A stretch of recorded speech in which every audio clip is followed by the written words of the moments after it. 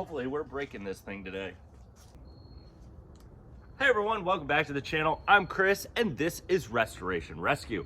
So last week's video, we came in and we painted a firewall and got that set up. So I'm ready to put stuff on it. So now what we need to do this week is we are gonna get this thing back blown up and we're gonna get the truck back to the garage. Unfortunately, yes, we are going back in the garage with this thing and we are gonna start setting up brakes today. So we have our brake master cylinder. We're gonna get that set up. We're gonna start bleeding some brakes and maybe even take it on a test drive. So we are really excited for this week. We are getting really close to beating this bet. And let's go ahead and blow this thing up and let's get to the front.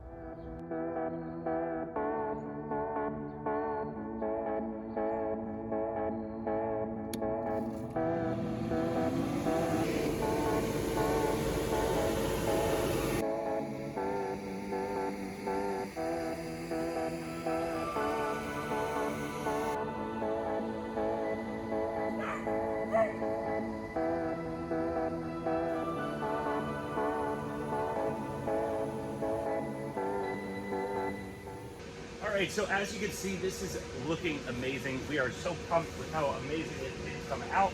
I'm just really shocked how good it came out, especially with how new my skills are. If you want to say lackluster, that's fine too. We have never painted anything in our lives, and it absolutely came out amazing. The clear coat feels very smooth. We're still going to polish it at some point. Get this thing looking absolutely amazing so it'll shine, it'll blind everybody. Right now we can't really see the color in the sun, but when we get out front and we're pushing it, we may stop and take a look at it in the sunlight because it's supposed to brighten up. So what we need to do, drop this thing into neutral and start pushing it out so we can get it pulled all the way back to the garage.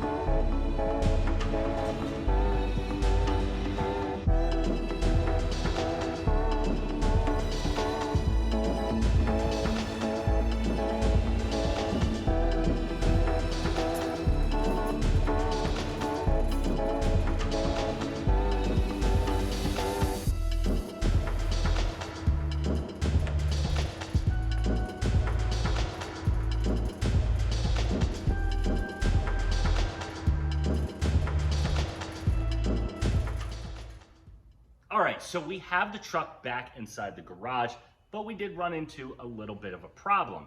So we realized that I can't get this truck in neutral. And here is our problem. So we're gonna bring it up to you guys right here. Now this bar is part of our shift linkage and I need to order a new one. So this one, I need a new one because I can't get that top bolt to loosen any further than this, and I need more push. So I need a little bit more room, so it's pushing it, but just not pushing that clutch disc far enough where it's pulling it off of my flywheel, letting us put it into, like, push our clutch in for neutral. I can put it into neutral the other way, but the clutch is catching. So I need to order a new one of these. LMC Trucks has it. Not a big deal, but now we are moving on to our brake setup. So the brake setup, we already have our master cylinder set up. It is on the truck, but what we have to do is we're gonna come in right here. And by right here, I mean right here at the master cylinder. So I have the master cylinder set up right here and I have my booster.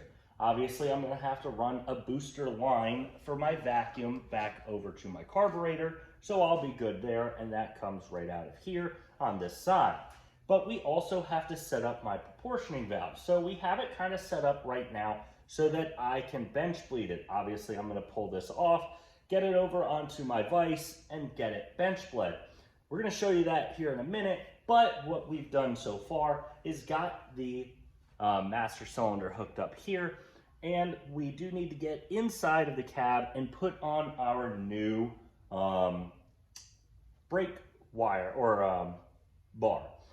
So that needs to get set up. We need to bench bleed this, get it back on here with the proportioning valve. So I got to unbolt this, get this off, bolt in the other two, bench bleed it, and get it set up, and then start putting these wires or hoses there and start bleeding my brake calipers. So we're going to show you everything. So let's go ahead, hop, and take this off so that I can get this thing bench bled.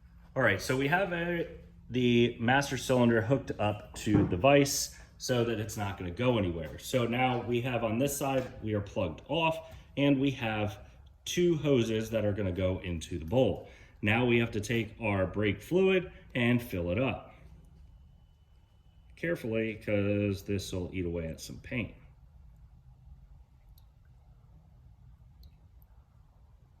Okay, that bowl is filled, now the back bowl. Probably filled it a little high, but not that big a deal. We'll cap it off, and now it's time to bench bleed. All right, so now what we need to do is we're gonna take a screwdriver, and in the back, we are going to poke in and start getting our air bubbles out of our system. So now if we come in and get really close, so right here, let's see if it'll sit. All right, so now when I push in, you're gonna see some air bubbles. And that's just getting all of the air out of the system so that it'll be nothing but brake fluid. All right, so now that that's bled, we need to take the master cylinder and get it back up on there. So now we are gonna do it without attempting to spill it all over the place. So let's loosen it from the vise, and we are going to slowly move it over there without spilling. Let's pray. And so, and now we need to put our nuts on, and this has also got our, I put that on.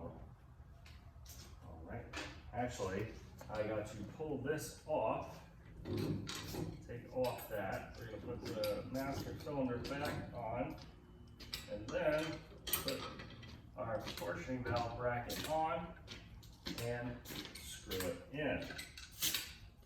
Let's go ahead and screw that in.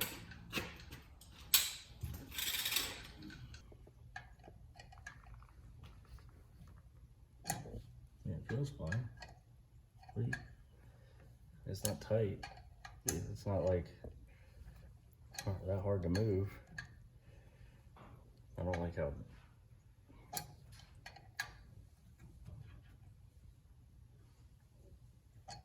Yeah, I think that's tight enough? I don't know if it leaks. I mean, that doesn't look cross-threaded from here. Yeah, okay. Okay. You're good, you can turn it off.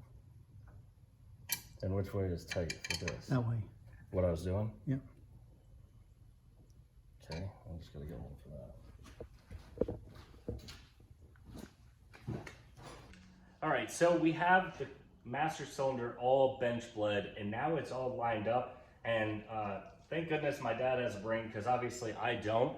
And the smart way to do this when we're lining up these gold lines here is to actually not put the proportioning valve on first, because then you can't get it on. So I did have to go out and buy a plug. So on the bottom of right here, there is a plug that you need to plug up one of the lines. So we have only one front out rather than two front out, which this proportioning valve has. We also have the rear brake line and the front brake line where they need to be. So now we just need to tighten it up around the truck. We have to go ahead and we are going to put in our new pedal bar, because this one has a different attachment. It's going to attach right into the other brake, the pedal box, and then we just need to bleed it, and we have brakes.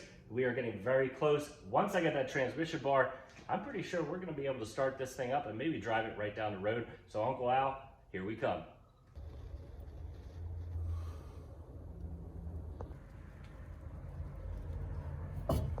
So as you can see, we have our new brake bar in. The old one just doesn't work with the setup we had. As you can see, this is the old one, and it kind of sets back up in here, and it's just a straight bar, and it goes into the back of the master cylinder.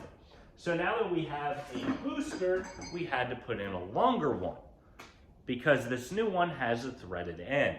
So we have that in, we just got to tighten it down where it exactly goes, tighten up the bolt so that I have a brake. So while we were doing that, we also went and checked our brake fluid. Our front bowl was empty, or near empty, just enough where we were able to fill it up. And we found what the issue was. So our right front caliper was leaking. At least that's where the fluid was coming from our right passenger side caliper. So we went and we tried to tighten down the banjo bolt. So we did, got it pretty tight, and then all of a sudden it snapped. So thankfully it just spun right out of the caliper, so we didn't have to weld anything, we didn't have to do anything too catastrophic to get it out. Then we had to go to multiple different stores to locate the right banjo bolt, because Wildwood, when they made these brake calipers, decided to do 7/16 by 20 and not a random one or a usual one. So we had to go through 3 or 4 different stores locating it to find finally the correct one. Now we have to find the right amount of crush washers so that I can put it back on. However, we found once we got the new one in, it still leaked, and we got it down really, really, really tight. So we knew it wasn't a bolt problem. So we were like, okay, we got to get crush washers. So that's where my dad is. However, right before he left, I found the real issue. And it wasn't the banjo bolt, and it wasn't the crush washers. Our issue comes to our line. So now you see a normal line has that hole in the middle, but there is no reason that there should be a hole right there on the bottom. So luckily enough, I have rubber hose versions. So switched it out, and now we're just waiting on these crush washers to show up so we can put this back together so that I can press my brakes and have one. So we'll go ahead and get that situated, and next will be bleeding our brakes. All right, so now it's bleeding time, and we have one that is run through an air compressor. So we have our tube set up. We're gonna open it up, attach air first, and just hold this, and until I get no bubbles, we're gonna hold it down and it'll bleed itself. So let's go ahead and knock that out.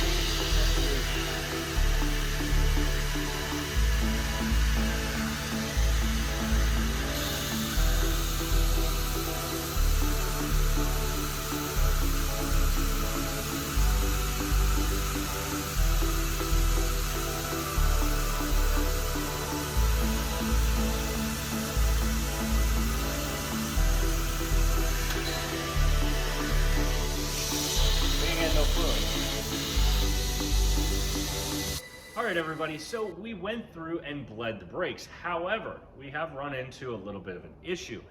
Even after bleeding it and getting 99.9% of the bubbles out, I still don't have brakes.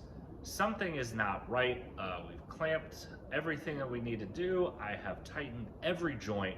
I have tried everything under the sun so that I can have brake pressure, but for some reason, something is not working and I'm not getting the calipers to engage. I have pedal, I can go all the way to the floor and have it all the way back with the brake booster. I just don't have any brakes. We pushed it a little bit, tried to hit the brakes, I have nothing. I really can't think of anything right now other than maybe I have a massive air bubble somewhere in my line or in the master cylinder. even though we bench bled it, that is still preventing me from doing it. Maybe I have to go ahead and play with those banjo bolts and move them around a little bit. Maybe that's a little bit of our issue because I went really tight, but I'll have to look into it. But we have run out of time this week. We'll see you guys next week when hopefully we have all our parts in to do the clutch and maybe get the first drive if I can figure out these brakes. Also have some parts coming in to start welding on our doors so that I can get doors situated on this thing. So we have a lot of grinding, welding, and still a lot to come. We hope to see you guys next week when we continue working on the C10, but we'll see you next week.